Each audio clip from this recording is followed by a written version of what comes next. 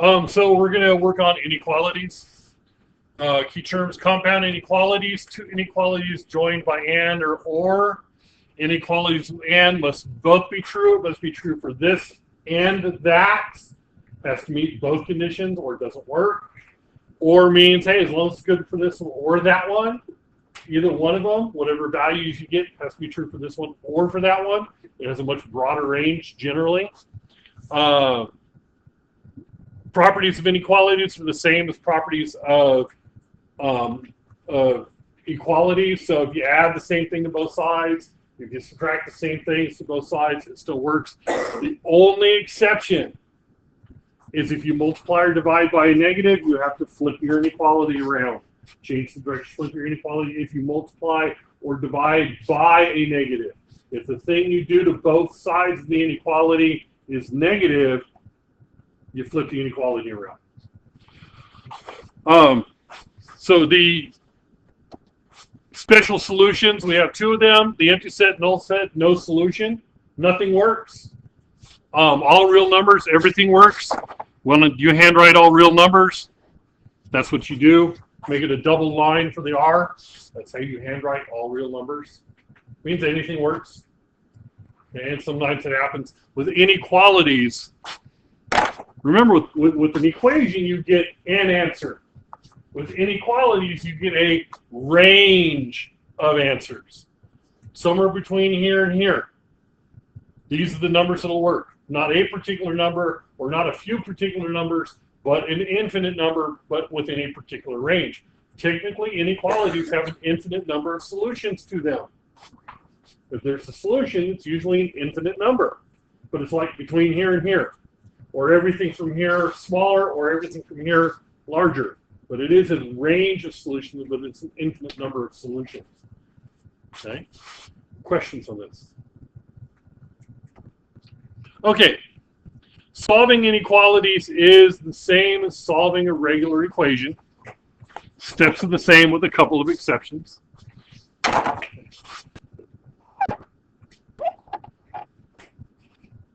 Oh, come on. There you go. So my first step, same step, distribute the negative 2 out in front. Negative 2x minus 18 plus 5 is greater than or equal to 3. Combine up like terms. Negative 2x minus 13 is greater than or equal to 3. Add 13 to both sides. Negative 2x is greater than or equal to 16.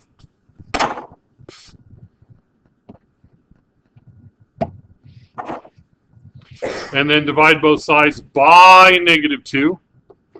Because what I'm doing, because the division of both sides is by negative 2, the thing I'm doing both sides is negative, I flip my inequality. X is less than or equal to negative 8. Okay, that's how you solve it. Okay, same steps. Gotta watch flipping the inequalities though. Now, graphing them. Notice on the number line I have here, I don't have any points on the number line. That makes it much easier. There's only one point on the number line I'm actually concerned with. What is that point on the number line I care about? Negative 8. So I go, hey, there's negative 8.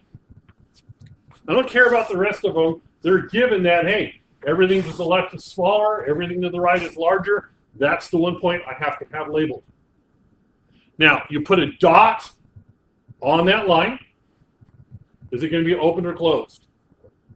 It's going to be closed because it's or equal to. It can be negative 8. So it's going to be closed. And I want everything, because x is less than negative 8, I want everything smaller.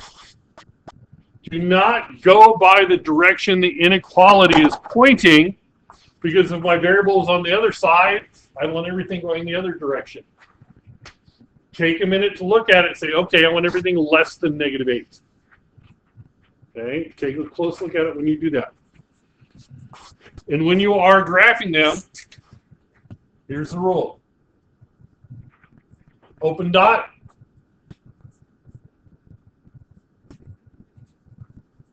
closed dot. If it's or equal to, it can be that number, so you have a closed dot. Okay? That's the way I look at it. I need a little extra ink to do this one. I need a little extra ink in my dot. Questions on that?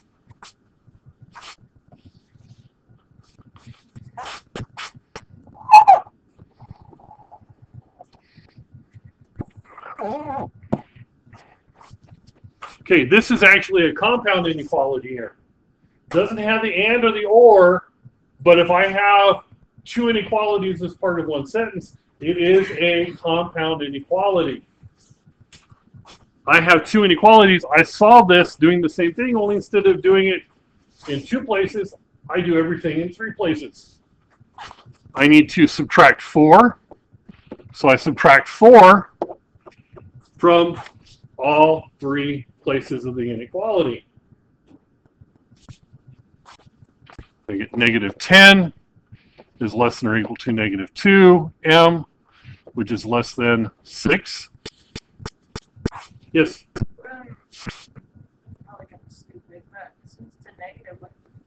Did I multiply or divide? Only multiplication and division. Now I need to get m by itself, so I divide by negative 2. And I get 5m and negative 3. And because I divided by a negative, the thing I did all the way across was negative 2, I flipped the inequality and I flipped them both. I have seen students flip just one. Go figure. Now, how many points am I concerned with on this one for graphing? 2. Negative 3 and 5. Do I have an open or closed dot on negative 3? Open because it's the greater than. Open or closed on the 5? Closed because it's or equal to. And m is everywhere in between.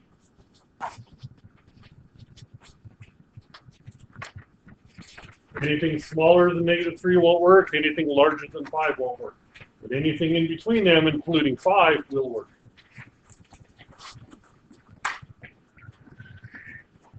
Okay. Same idea. These are compound inequalities.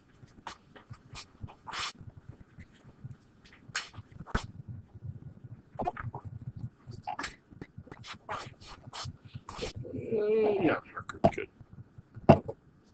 Okay. So when I solve them, I have two inequalities. They are compound inequalities. They will be graphed together, but I just solve them individually on their own. Divide both sides by 2. X is less than 6. I don't flip because I divided by a positive.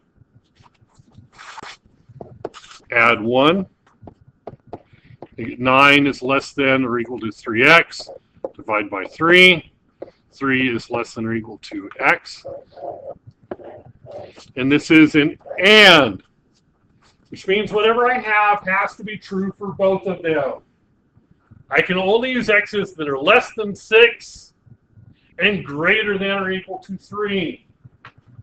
So when I go to graph, what I like to do is graph them both, and because it's and, it's only the places that are shared. So I have 3 and I have 6. X is less than 6, so it's here and everything less.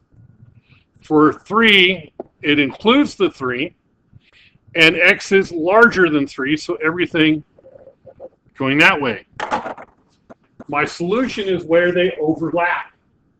Anything that is shared by both of them is my solution. So obviously everything in between, but 6 is not part of my answer, so I don't include 6, but is 3 part of both of them? Yeah, 3 is part of both of them, so 3 is included. This is an and. Yes? On like the 2x one, Yeah.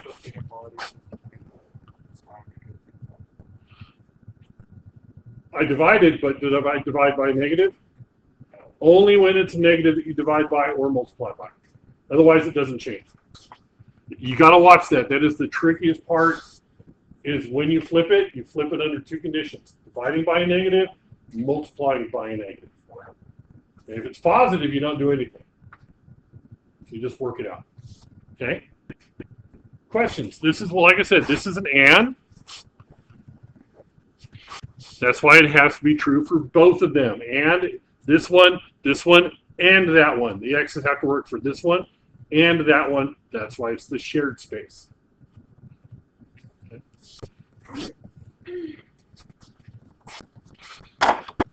Now this one is an or, which means whatever works for one or the other one. I don't have to worry about overlapping. Whatever I get will work. Whatever I get for one will work. Whatever I get for the other one will work. So I solve it out.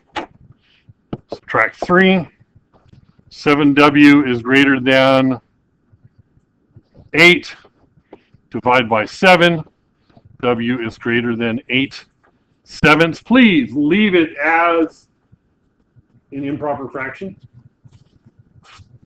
Add 1. 4w is less than or equal to -12. Divide by 4. W is less than or equal to -3. Those are my two. So when I go to graph, I have two numbers I'm concerned with. -3 and 8/7. And W is greater than 8/7. So everything here. And less than or equal to -3. Everything there.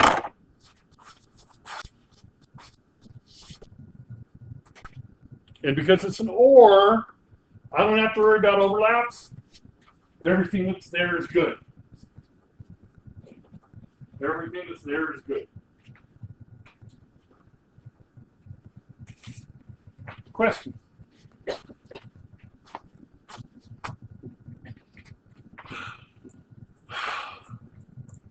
Still not your turn yet. Okay, let's graph them. N is greater than 2. N is greater than or equal to 4. 2, 4, greater than 2, greater than or equal to 4. Is this an and or an or? It's an and, which means it has to work for both of them. This is not my solution set. My solution set is that, because it's what works for both of them. Where is my overlap? Because it's in and. Okay?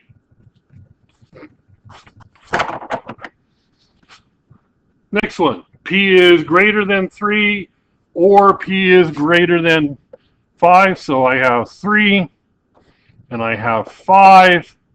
Open circle on the 3, everything larger. Closed circle on the 5, everything larger. Is this an and or an or? Or. So whatever works for either one of them. So it's not just the shared space. It's whatever works for them. So in this case, whatever covers both of them, everything larger than 3 covers both of those. Because anything that's greater than or equal to 5 is also greater than 3. Okay.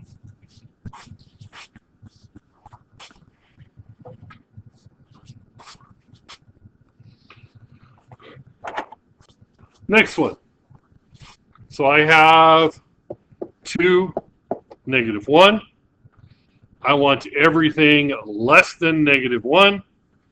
I want everything greater than 2. So I graph my two compound inequalities. However, this is an and. Is there anything that is shared between those two inequalities? No, so my solution is actually no solution. There is nothing shared between those two. There's no overlap. It's an and. There's no overlap, and there has to be overlap. There's no overlap, so nothing works.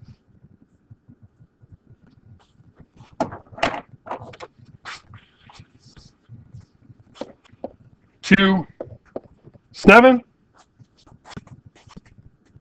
I want everything bigger than 2.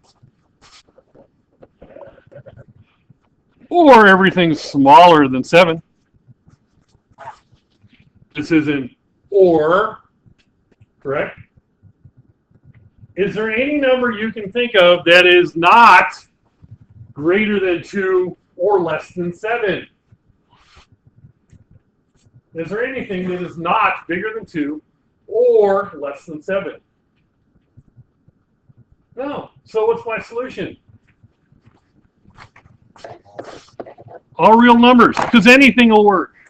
This one, nothing works.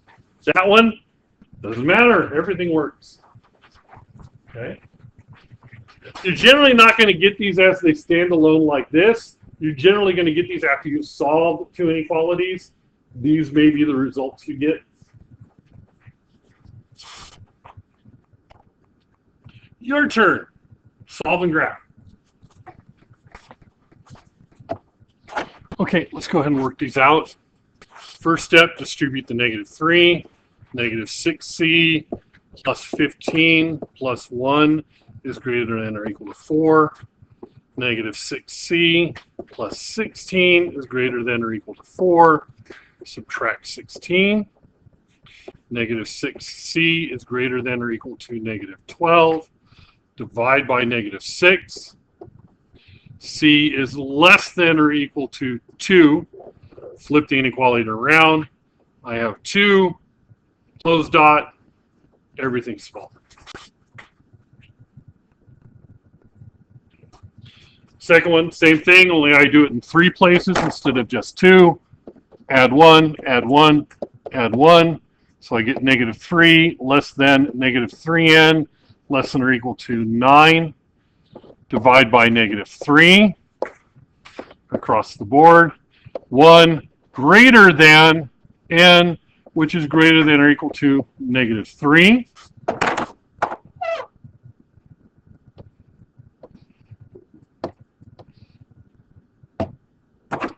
So I have -3 and 1, open circle, closed circle, and everywhere in between.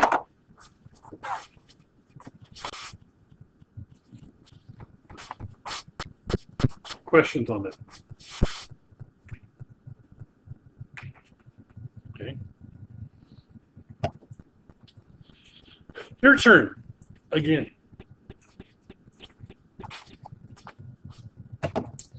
Okay, let's do these. Solve them individually first. Add 3, add 3. 4w is less than or equal to 12. Divide by 4. W is less than or equal to 3.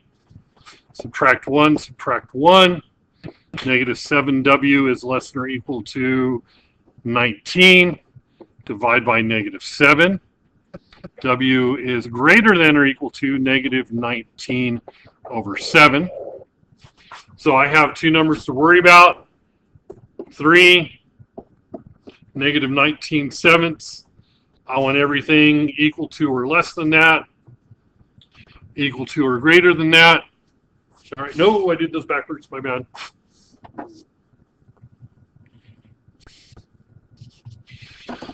I want everything larger than -19 sevenths and smaller than 3. My bad. So it's an and, so it's everything for both of them. So the stuff in between, and because they're both or equal to count. Okay. Subtract 4, -2a is greater than or equal to 2. Divide by -2. A is less than or equal to -1. Add 16. 2a is greater than 10.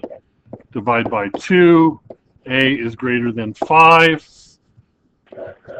So those are the ones I have. It's an or, so as long as it's true for one, it's good for both. Okay? You with me so far? You good? Okay. Okay. Determine if the following are always, sometimes, or never true. This is nearly the same thing as we did yesterday with equations. If you get to a point and the variables are different on each side, it's sometimes true. If you get to a point that the variables are different, if the variable portion is the same, let's say you have 2x on one side and 2x on the other side, then what you do is you look at the numbers and you compare them. Do the constants, the non-variable portion, do they fit the inequality? If the constants portion is a true statement, then it's always true. Let's say you have 2x plus 5 is less than 2x plus 3. Well, 2x plus 7. 5 is less than 7. The 2x's you don't count. 5 is less than 7. It would be always true. But if it's a false statement, it's never true. Okay, so what you want to do is whittle it down. And even if you want to go ahead and solve it down to where you get rid of the variables if they drop out completely, do you have a true statement or a false statement? Notice there's no number line because you don't care about that. You wonder if it's always, sometimes, or never true. So take a couple of minutes. Okay, so first step, distribute. Get rid of the parentheses. So I get 8b minus 3 is less than 8b plus 8. Okay, and I can look at this now and tell already, is this always, sometimes, or never? The variable portion is the same. 8b and 8b. This is exactly the same. So what I want to do is I can ignore those because of the same. Yes? Negative 12. Thank you. Negative 12. Thank you. So I look at the variables and I have negative 12 less than 8. Is negative 12 less than 8? Yes, it's a true statement. And it's always true with no variables involved. So it's always true. So this is always. Thank you for catching that. Okay, that's always true. I do the same thing on the other side. Distribute the 2, so I have negative 6h minus 2 is greater than or equal to negative 6h plus 7. I have the same situation here. The variables are exactly the same. So I can ignore those and just go to negative 2 greater than or equal to 7. Is negative 2 greater than or equal to 7? No, it's false. So this one will be never true. It never works. All the other problems we've done were sometimes, because you have a solution. Okay? Does that make sense? And that's it.